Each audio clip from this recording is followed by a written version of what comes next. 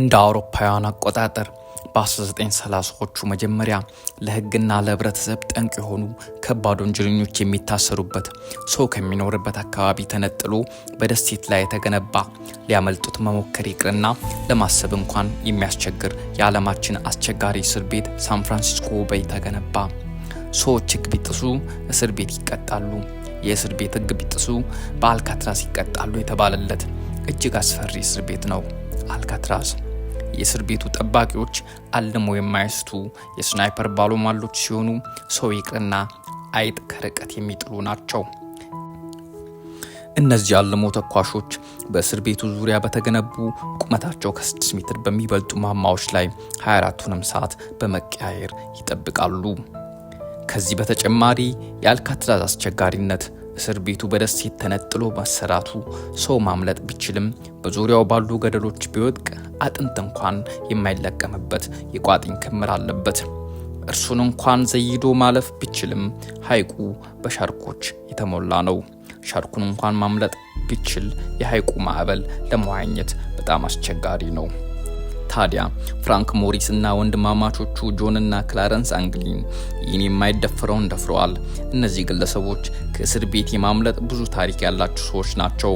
ፍራንክ ሞሪስ ከ13 ዓመቱ ጀምሮ እስር ቤት እንደ ቤቱ የተቆጠረለት ወንጀል ቋሚ ተግባሩ የሆነ እና የማምለጥ ችሎታው አስገራሚ በመሆኑ ዘ ኤስኬፕ አርቲስት የተባለለት ግለሰብ ነው።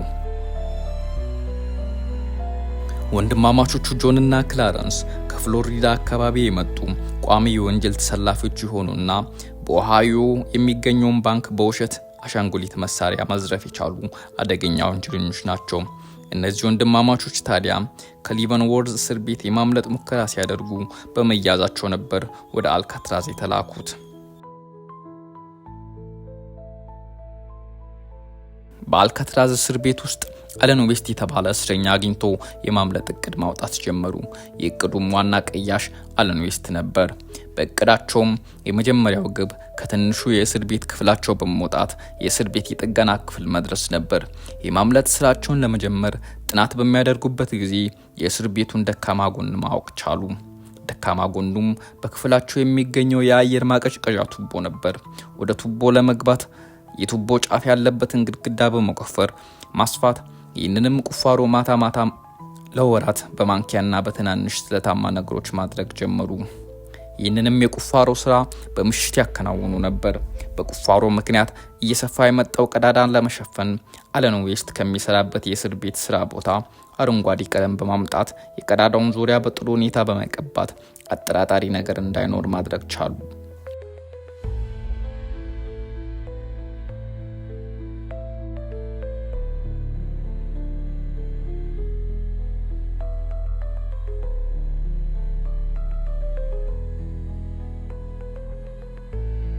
ወደ ቱቦ ውስጥ ገብተው የማምለጫ ሌላኛው ክፍል ለመድረስ ወደ ላይ መውጣት ይጠበቅባቸው ነበር።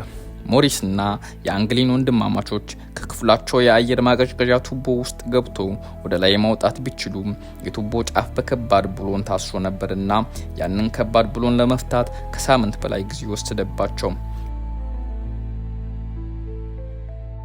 ያልጠበቁትን ከባድ ፈተና ለማለፍ ተራ በተራ ወደ ላይ መውጣት የምሽት ተረኛ ጠባቂ እንዳያውቅባቸው ከሲሚንቶና ከወረቀት የተሰራ የውሸት ጭንቅላት ላይ የሰው ጸጉር አጣብቀው በአልጋቸው ላይ ሰው አስመስለው አስተኝቶ ነበር።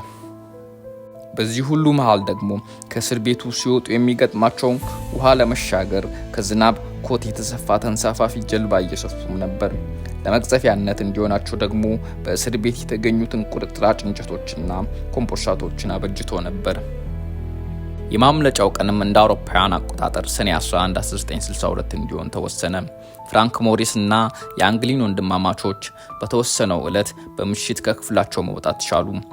የእቅዱ ዋና ቀያሽ የነበረው አለን ዌስት ግን አስመስሎ በለጠፈው የአየር ማቀዝቀዣ ዙሪያ የለጠፈው ሲሚንቶ ደርቆበት ለመስበር ሲታገል ሌሎች እሱን ጥሎ በቱቦ ውስጥ በመንፏቀቅ ወደ ጣሪያ በመውጣት 15 ሜትር ቁመት ባለው የኩሽና አየር ማስወጫ ቱቦ በመንሻተት ከህንጻው በማንም ሳይታዩ ከወጡ በኋላ ባለ 3 ሜትር አጥር አልፈው ወደ ውሃው ደረሱ። ውሃው ጋር ሲደርሱ የሰፉትን ተንሳፋፊ ጀልባ አየር በመሙላት ለአንድና ለመጨረሻ ከአካባቢው ጠፉ። እነዚህ ሶስቱ ሰዎች ከእስር ቤት ብቻ ሳይሆን ከዚያ ወዲህ ለፈለጋቸው ፖሊሶችም ደብዛቸውን አጥፍተው ተሰወሩ። በቀጣዩ ቀን ማለዳ የእስር ቤት ጠባቂዎች በድንጋጤ ፈዘዙ። በአሻንጉሊት መታለላቸው ገባቸው። ሰዎች እንደተጫወቱባቸውም ተረዱ። አካባቢው በአሳሽ ጀልባዎች ተሞላ። እያንዳንዱ ጠርዝ ተፈተሸ። ኤፍቢአይ የፍለጋው አስተባባሪ ሆኖ ምርመራ ማድረግ ጀመረ። ኤንጅል ደሴት የሐይቅ ዳርቻ ላይ የተበጣጠሰ ተንሳፋፊ ጀልባና መቅዘፊያ ብቻ ተገኘ። የሰው አካል ግን የለም። ስለመሞታቸውም በህይወት ስለመኖራቸውም ምንም ማስረጃ የለም። እነዚህ ሰዎች ካመለጡ በኋላ ለመሄድ የሚቀርባቸው ሳን ፍራንሲስኮ ቢሆንም እዛ የመያዝ እድላቸው ሰፊ በመሆኑ 2 ኪሎ ሜትር ወደሚርቀው ኤንጅል ደሴት መሄድ መረጡ።